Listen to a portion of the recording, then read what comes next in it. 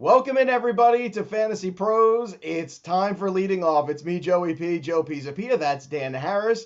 And for those of you watching live, we apologize for the little delay. We've had some technical difficulties this morning beyond our control, but may the fourth be with us because clearly it's been a wild ride this morning, and it's going to take all of the powers of the force to get us through this one today. Dinger Dan Harris, how are you this morning, buddy? I'm fine, man. How are you? You could probably hear, Joe's mic sounds a little different today, which is fine. Just one of those technical difficulty days. You and I are going to power through. It's going to be the best show ever. Let's go. The best show ever. There you have it. Yeah, I mean, powered through is nice. It's dead. I think it's dead. It has killed itself. It said I can't stand just having to listen to Joe anymore. That's it. Like too many shows, too many things. It's just like It was me, actually. I killed it, Joe. Sorry. I was it. like, I was trying to get you off the pod, but it Did you didn't use work. that You mind persevered, thing? so Did it's you do the whole fine. Darth Vader thing? We're doing a whole Star Wars bit today. It Just is in May case the you didn't 4th, as notice. you know. Yep. So let's start with a little 3 up and 3 down, the light side of the force, the good things that we saw. A new hope for Kenta Maeda. That's right, a strong start from him. So that's nice to see. And I think somebody, some tall drink of water with glasses and a hat, called that yesterday on the program, said, this is the one. All right, you killed it when you started doing that Sorry. stuff here. Sorry. That was where Sorry. you crossed the Sorry about line. that. Sorry. The mugging into the camera with the what is it, like the finger guns you had going there, I buddy? don't even know. I get so few calls correct that I lost it when I got it right. Okay. Well, look, Kenta Maeda is hopefully back on track again because, it was just April, as we talked about yesterday. So good outing for him against the Texas Rangers. Attack of the closers. Mark Melancon leading the league, 10 saves. How about that? Old man Melancon getting it done. He is pretty much, I think he's only a year younger than Alec Guinness when he played Obi-Wan Kenobi. I think that's pretty much where he is. And Return of the Jedi, Christian Yelich returns, and also along with him, Lorenzo Cain. So some positives there, some good things on the light side of the force. Yes, Dan? Yeah, so a couple of things. One is Maeda, it was against the Rangers, right? So you could probably go out there right now, Joe, and give up, 3 or 4 runs against the Rangers. So you take it with a little bit of a grain of salt. But what I liked from Maeda is I've been watching him a lot, and I know last year he changed to throwing his breaking stuff so much more than he had in the past, especially his slider, which is very good in the splitter. But it was like he wasn't throwing his fastball almost at all, just 21% of the time coming into that game. Last night, he threw it 44% of the time, and I think that was good. I think he needed to kind of at least be like, hi, I still have a fastball. I will throw it more often instead of everybody just sitting on his breaking pitches. So I do think that's a legitimate step in the right direction. As for Melancon, I was looking it up today. There are 7 closers who have at least 7 saves, okay? Mark Melancon, Alex Reyes, Cesar Valdez, Josh Hader, Ian Kennedy, Diego Castillo, and Jake McGee. There's just no reason to draft closers at all anymore. I mean, most of those guys were not drafted in standard leagues. Like next year, everybody, we say it every year, but do not pay for saves. They're going to be a million available on the wire, and that's just as indicative of it as anything. Yeah, and I'll take it one step further too because the you did have Hader in that grouping, right? So You if you're did. gonna pay, get the top guy. And after that, forget the rest. Just like that's it. You get the top guy. Maybe you missed out on the starting pitching run. You want to be great somewhere. You could be great with Josh Hader. That's fair. I'd rather be first or last when it comes to saves. That's it. It's just, I mean, it's just crazy. It's just why are you breaking yourself to get something and chase a value that just kind of appears over time anyway? And Yep. that's what the free agent budget's for. And if you use your draft capital wisely, you have really good position players and starting pitchers where you don't have to hopefully run around the waiver wire constantly looking to replace people. Injuries happen. And speaking of injuries, little 3 down, the dark side of the force. Dustin May is going to have Tommy John surgery. I don't know if Emperor Palpatine is going to be doing that, and he's going to come back with a whole robotic arm. Don't you roll your eyes at me. Don't Well, you dare. it's not you. It's that Emperor Palpatine and the whole third, the most Oh, recent Star Wars I film. mean, That's you all. don't like the bureaucracy set it stuff into your science fiction. You didn't enjoy No, all that. no, No, no, no, no. wasn't fun. Keep that No aside. Keep that parliamentary aside. procedures in my No. sci-fi. Luis Roberts gonna miss 12 weeks with a torn hip flexor. Ugh, Oh, oh, gross. oh, oh, oh. That's What? not miss 12 weeks, my friend. That is no baseball activity for this is the season. You can move on. I mean, Ooh, this is the season. I mean, look, Wow. if he's back in 12 weeks, if he can do, even if it's 12 to 16 weeks, if Right. he's at the optimistic end of that, that's 3 months where you can begin doing baseball activity. That's probably another month. That puts us maybe in September. This is like Eloy Jimenez. If you have a free IL spot, go ahead. But other than that, no, move on. This is just not going to happen this year.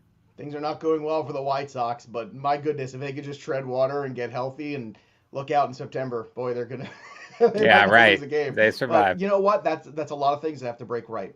And the last is Anthony Rendon comes back, hits a home run, and then he fouls the ball off of his knee and leaves the game. So good times there. Oh my goodness gracious! X-rays, And X-rays were negative on I that, by know the way, but it's from last I heard, but it didn't the look good. And he pain was, is real. I know, on the kneecap. I mean, Oh. we've all seen Reservoir Dogs. They explain it. So yeah, that's kind of what it is. So I would not expect him, even if he avoids the IL. I don't think it's a certainty that he avoids the IL just because X-rays were negative, but he's going to probably be down a few days at least.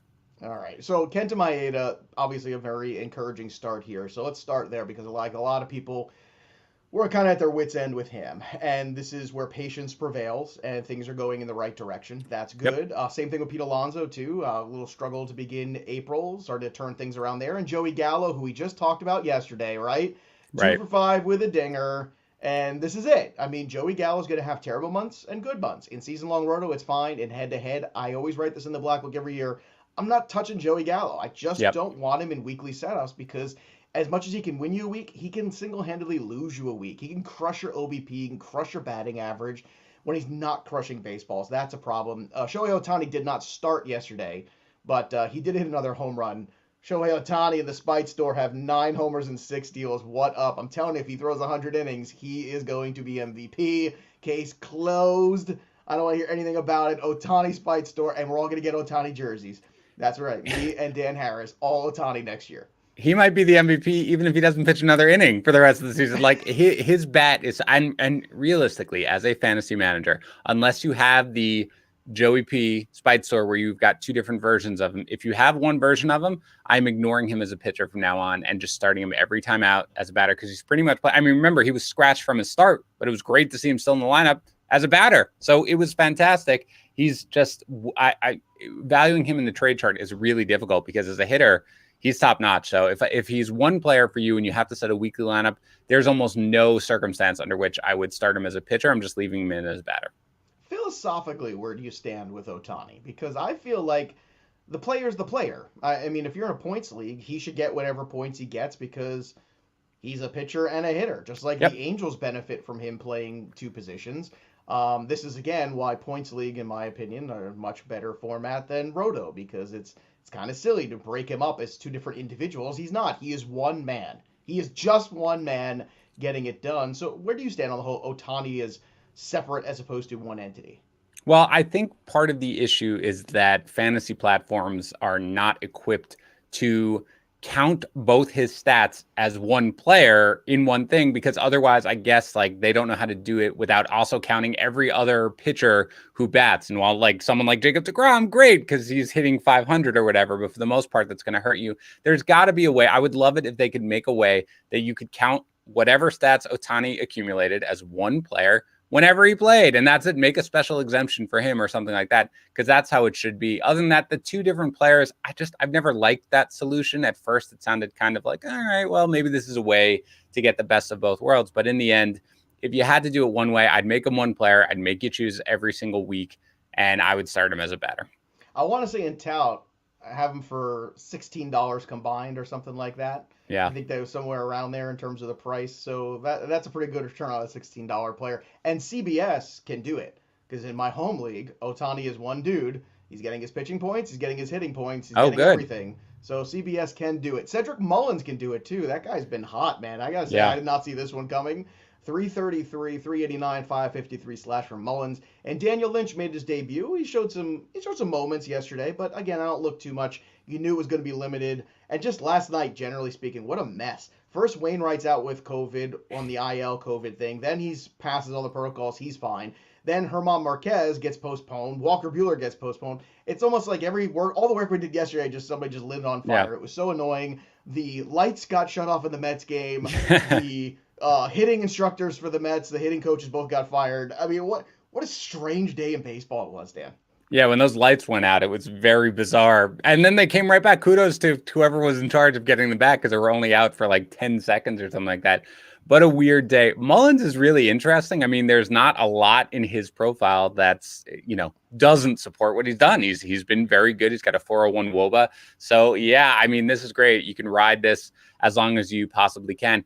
Lynch was interesting. I mean, he throws really, really hard. He got a little bit unlucky because, Whit Merrifield kind of blew the double play ball, and then the bullpen let in some of the runs. So he was pretty impressive. I'm not buying him despite the excellent stuff that he clearly has, because I do think there's going to be some growing pains. But yeah, kind of a weird day yesterday with all the rainouts and just the not all that much to talk about, frankly.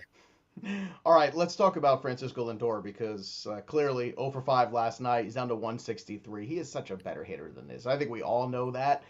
They did a funny breakdown, actually. Not funny, but like interesting funny. Like Harold Reynolds on MLB Network, I caught it, where his timing mechanism is clearly off. And if Harold Reynolds can pick it up, I don't know how the hitting coaches can.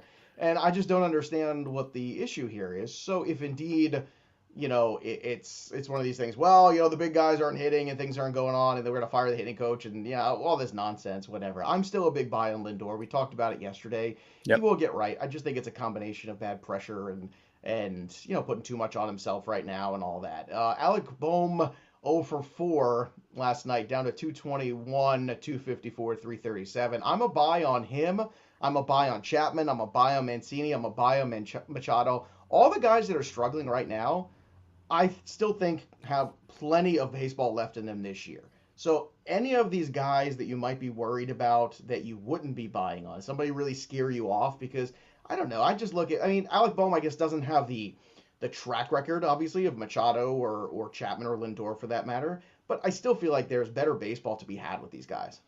Yeah, I actually agree on all of them. I mean, Lindor has over a 50% ground ball rate. That's just not what he is in his career. I'm sure he's pressing. Eventually he'll get right. And, you pointed out, if it seems like something that's just timing and they can't fix it, maybe that is why the Mets fired their hitting coach, days after they had two of their best offensive games in a while. For Boehm, yeah, I mean, he's only slashing, 221, 254, 337, but his average exit velocity and his hard hit rate are off the charts. His expected batting average is 279. His expected slugging percentage is 493. So there really is mostly just been unlucky. So I would be buying Boehm, and I think probably his fantasy managers who are rostering him are just, a little upset at this point at the production they're getting. So I do think you can get there. Chapman also has been fine. A little worried about, again, he's striking out a ton like he did last year. But again, this is something coming over the hip surgery or the hip, from last year as well. So I do think that that's something where as he gets his timing down, and he has made some strides lately, it's going to be good. Mancini is a guy, Joe, who you and I were touting a lot. And I guarantee you that there are people, he may be dropped soon. Don't do that. I mean, again, he went over 4 last night, but his expected batting average is 279 and his expected slugging percentage is 575. That's a huge number. He's going to be fine. I'm not worried about him. And Machado, I mean, look, the fact that he's batting 225, the one thing I will say about Machado is that you look at his year by year, he fluctuates between years where he bats 300 and years where he bats like 255. This might be a year where he bats 255, but he's still hitting the ball extremely hard. He's got an extremely high average exit velocity and hard hit rate. So basically that is a long way of saying that for the most part, I am buying almost every name on the list. Maybe Matt Chapman, I kind of want to see a little more signs, but everybody else, really, they've mostly been unlucky. Yeah, it just sort of feels that way. And once again, it's May, so let's give them time. But all of the peripheral stats that Dan's throwing at you are all correct, and they are all good indicators that it is a little bit of bad luck. It is a little bit of maybe some timing issues. It's the perfect storm, which makes for, once again, if you have a bad June or July, it kind of goes unnoticed. You kind of shrug your shoulders. Bad April is when people start to wonder, is this going to be a bad season? And technically and typically that is not necessarily the case. Let's continue on here. With the injuries to Luis Robert now, the injury to Dustin May. Who are the fantasy beneficiaries in your opinion? Andrew Vaughn, not that we were all that worried about his playing time at this point because he was hitting, but I mean, La Russa is going to have to invent some excuse to not play the guy every single day. So I think Vaughn is a guy whose stock rises a little bit with the Robert injury. And as for Dustin May, it's got to be Tony Gonsolin. I mean, David Price is out for a while. Gonsolin is being groomed as a starter. He's still a few weeks away, but Gonsolin was a guy who I really liked coming in before we knew that Dustin May was going to win the fifth starter's job, because he's a solid starting pitcher whenever he gets the chance, and he gets jerked around a lot by the Dodgers. But right now, you've got no May, you've got David Price, who's sort of injured. So I think Tony Gonsolin is a guy who, if you have the room, and few fantasy managers do right now, but if they do, I would be stashing Gonsolin because I think he can be an impact starter. I think it also kind of lengthens the leash. You mentioned it yesterday for Julio Urias, because they are eventually, the Dodgers are going to run out of places to turn in that rotation. And as long as Urias keeps continuing to perform, then he's going to just, they're not going to be able to phantom IL him or anything like that. So both Urias, but Tony Gonsolin is a guy who I am stashing at this point if I have the room. Yeah, and look, Gonsolin's not going to light up the radar gun and give you a ton of strikeouts. He's going to give you good peripherals. He's going to have good win equity, good quality start possibilities. Let's check in on the Peanuts and the Cracker Jacks. And no, guys, the Lawnmower 4.0 did not chew through my microphone cord. That is very funny. Good stuff out there. Also in the See Something, Say Something category, Daniel has Buxton and Framber Valdez for Aroldis Chapman, Stomont, and Roman Quinn. Need steals and saves. I don't care if you need steals and saves. Do not trade Byron Buxton and Framber Valdez for those jabronis. What are you, crazy? You can't do that. Not that Chapman's a jabroni, but I mean, come on. I mean, I don't care. Think about what you just said. I need steals and saves. These are the two most arbitrary pieces here that you can find other places cheap. Do not trade a player in Byron Buxton who's having an MVP caliber month just to chase saves. And this is, again, why Roto drives me crazy, is because the value of saves is as high, and stolen bases are as high as home runs. Home runs generate runs. Stolen bases do not always. Saves is 3 outs. Why the hell is it as valuable as a win? It's crazy town. It makes no sense. It's just good logic. I'm sorry if I'm raining on everyone's parade this morning. I'm in a bad mood. My microphone's dead. I don't know what the hell's going on, but I gotta use the force and get back to a little bit of zen here. I gotta get back on May the 4th. But you can't do that trade, right, Dan? What? No. First of all, we just talked about the leaders and saves right now, and they're all dudes that you picked up off the waiver wire. So there's going to be like 50 more of those guys anyway. So you certainly don't need to make that trade. And second, Roman Quinn, I mean, no.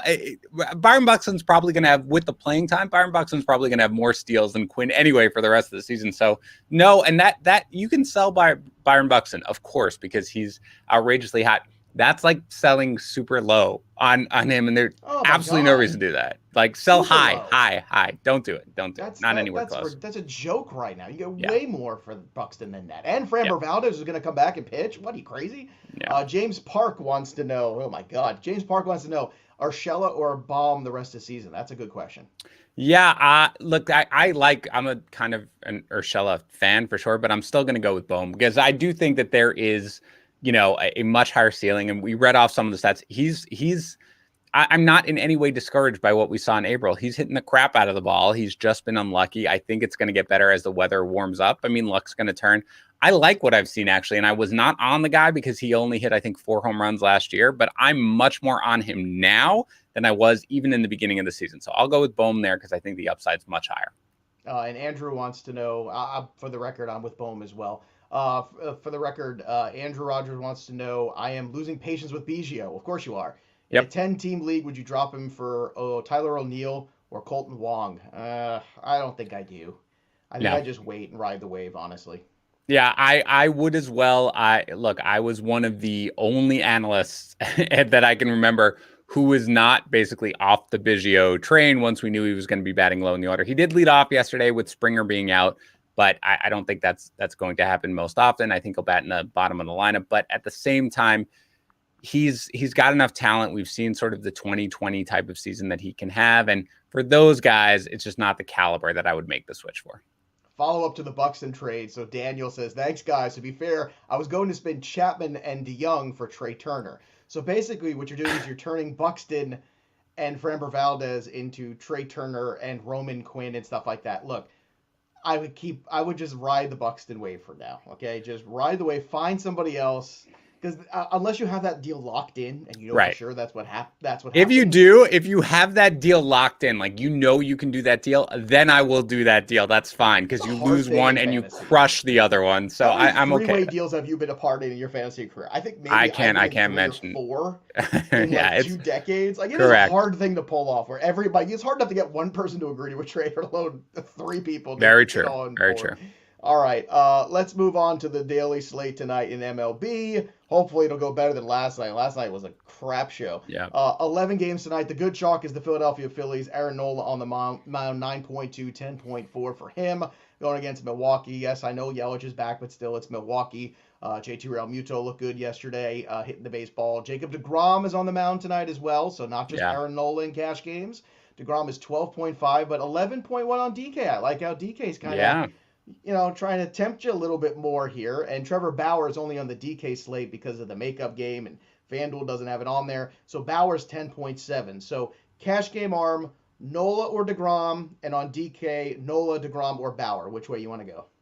There's just no chance that I am avoiding Jacob deGrom anytime he starts. At this point, I get it. The one thing I will say is that you got to watch the weather really carefully in that one because it doesn't look great. And they may call that one early, frankly, depending on what it is, because I'm sure MLB does not want to, have deGrom go and then, have him miss out on a start, essentially. So for me, if deGrom is going, I am going, especially on DK, where, the difference between him and Bauer just isn't a ton. So I'm going with deGrom. I get that he's always, by far the most expensive. And at 12.5 on FanDuel, you're like, what? But you can make that work even there. So I'm personally going with deGrom. I never avoid him if he's on the slate because it's guaranteed points. High viewership this morning live, I just want to say. And I want to welcome somebody watching for the first time, the Red Bee, live for the first time. Welcome to the party. Where you been, Red? But yeah, it's good to have you guys. We're always happy to have everybody join us live. GPP arms tonight. Guess who? Kyle Gibson. What up? It's time. 8.6. Told you last week. I was right. I'm going to ride the wave. That's right. Yep. You might crash and burn, but I don't care. We're going to do it. 8.6 is cheap. And It it's a is. secondary arm on DK. I love him tonight at 7.2. Domingo Herman is 7.8. Yanoa is 8.2.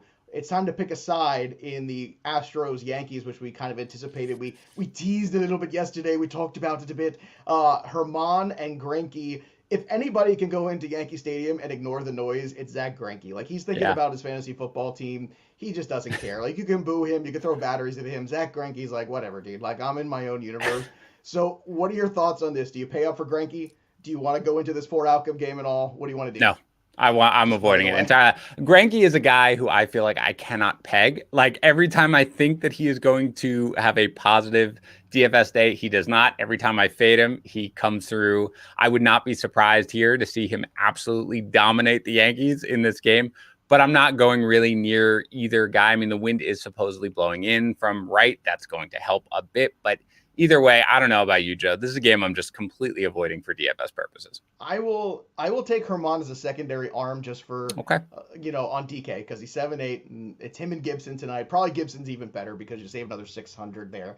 But in terms of fading, nothing gives you a nice fade with your chest hair and everything else than the Lawnmower 3.0. That's right. Manscaped.com. The Lawnmower 3.0 is available. The 4.0 is coming at you real soon. And once again, it's almost beach and pool season here. For some of you already in some warmer places, it already is. And I'm telling you, we got a fantastic offer thanks to Manscaped. What you could do is you go to manscaped.com and guess what?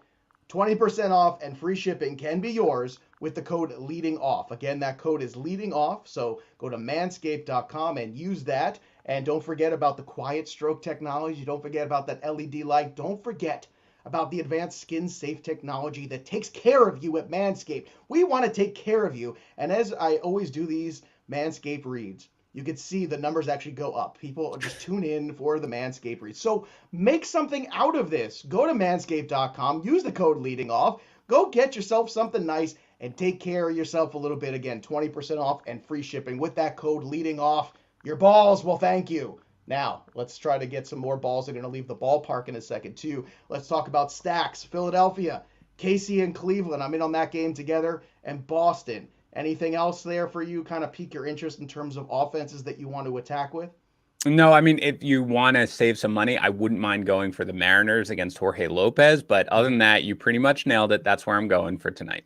Yeah, Mariners and Orioles, like 2 nights in a row, it's just weird because Yeah. they've got high expected totals, but you look at the players and you go, I don't know how I feel about any of these investments in any of these guys. Yeah. It's like Mullins maybe, Haniger maybe, like guys you feel good about, but Yeah. it's tough. Maybe you do start buying some, in tournaments, some Mancini shares and hope it turns around, or some other guys there. Maybe, but I it's don't mind tough. Kyle Seager tonight, by the way. He's a guy. He was almost my home run call, by the way. Kyle Oh my Seager, but I'm goodness. not going there. Not I, going there. I wish it were. I would I rather you have know. Kyle Seager. All right, let's talk about some FanDuel values. We got Gleyber Torres at 2.6, Hunter Dozier at 2.9, so we're going to hop that finally too. Christian Yep. Vasquez at 2.4. If VR is in the lineup tonight for the Mets, he's cheap on both sides, 2.3 on FanDuel, 3.3 on DK. You got some cheap Blue Jays also. Teoscar Hernandez 2.9, Randall Grichuk 2.8 in a good matchup. Simeon's just 3K, and Gurriel is 2.5. A lot of value in the mid to lower part of Yep. that Blue Jays team, and you're going to need that because we're talking about DeGrom, we're talking about Nola. I mean, you're going to have to pay through the through the years Yes. for that one. Jorge Soler on DK, along with Dozier, by the way, is cheap, 3.4. Manny Margot at 3.1. That KC lineup really has been impressive lately, Yep. and just KC in general. Like they're, we always thought they were going to be a competitive team, Dan, Yep. but they've kind of, I even think in April, played well above our expectations, don't you think? Yeah, I agree. It's great to see that, they are succeeding generally. But that lineup, especially Santana got off to a cold start and then has been just blistering hot. Whit Merrifield at top of the lineup has been good. Benintendi, a guy you and I were both, on in the beginning of the season. He got really hot. Salvador Perez has played really well. And it's a lengthy lineup. I mean, Hunter Dozier batting 6th. Michael A. Taylor cooled down a little bit since the hot start, but even he sort of is a guy who can get there. And the pitching, as we mentioned, Danny Duffy has been one of the best pitchers in the entire league. Really interesting to watch what they could do, but I agree, as a lineup, especially for DFS purposes, you can definitely pick out some good hitters almost each and every game. All right, let's pick out some good hitters to go yard tonight. I'll start. I'm going with the Franimal tonight. That's right. The Franimal against the lefty Mike Minor. Yeah. He's hitting the ball hard. Give me the Franmil Reyes. Dan, you're picking my guy from yesterday, so a little sloppy seconds for you, Dinger. What are you doing here? I was going to go with Machado yesterday, had you not. Again, what happens is Joe puts together usually a show notes. So there's just sort of this very basic outline of the show, and he puts in his home run call. And I was like looking at mine, and I said, okay, I think I'll go with Machado. And I looked, and in there for Joe's home run call was Manny Machado already. So I went with Tatis. So I'm going, look, it's Mitch Keller, who was a guy in the beginning of the year at draft season. I was like, oh, let me just see what he can do with normal luck. But he right now can do nothing with good luck, bad luck, or normal luck. So I'm going to pick on him a little bit. And because I took Tatis last night, I'm going with Machado tonight. Did you just call me basic on the show in front of all of our friends? I probably did, but I mean, did. it's an accurate statement. Wow. So. After this, I'm just going to go get a, pumpkin spice latte and just kind of sit back and enjoy the rest of my afternoon. And by the way, speaking of enjoying things, we got a new giveaway from Pristine Auction. Don't forget about either. Go to fantasypros.com/MLB contest. We got a Vlad Guerrero autographed baseball to give away to somebody. I don't know if he's actually hit a home run with this ball or not. I cannot confirm or deny that. But, Dan, you look like you've got something to say about this Vladdy ball. I do. Not the Vladdy ball, though. Watching Vladdy last night, because it was against Frankie Montas. So it had a pretty decent start last night, by the way. When we select a giveaway winner, okay, so for the Acuna signed jersey, we email that person, okay, to make sure that they are A, a real person, and B, interested in it. Because, again, an entry into one contest gets you entry into another one. Maybe sometimes people don't want it.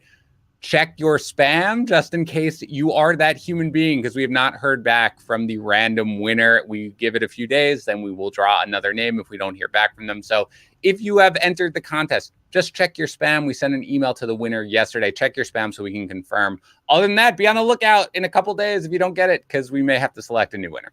Oh, my goodness. What tragedy. Well, come on. I know. Come on. Check it. If you listen to the show, you watch the show, we're trying to give you free stuff. What's the deal? Take it. What's Take the deal? stuff. All we want to do is give you free stuff. I just want to give away a jersey. We've got this Acuna jersey giveaway, but still, Vlad Ball, go to fantasypros.com/MLB contest. You have to write a review of the show on Apple Podcasts or CastBox. You take a screenshot, you fill out the form, and just like that, you're entered. And once you enter once, you're entered every month for whatever the next one is. So I got to do it one time. So come on, go do it. And by the way, I see you, Bizza Rizza Jizza, in here. in the chat. You want to make fun? When Fran Meal goes yard tonight, I'm going to come back here tomorrow morning and I'm going to rub it in your face. That's right, buddy. Rub it in your face. I'm going to shake it off. Here we go. May the 4th be with everybody out there. And remember, go to manscaped.com. Get 20% off and free shipping. Thanks to us here with the code FantasyPros. And yes, that hat is available for purchase. The Red Bee wants it. Yes. Go to fantasypros.com/shop. You can get my hat. You can get, I can't see there you go. Property of Fantasy Pros right here. You can get the sweatshirt, anything you want. fantasypros.com/shop. All the swag, all the cool stuff. All right, boys and girls, have fun out there playing your fantasy baseball. We'll see you next time, kids.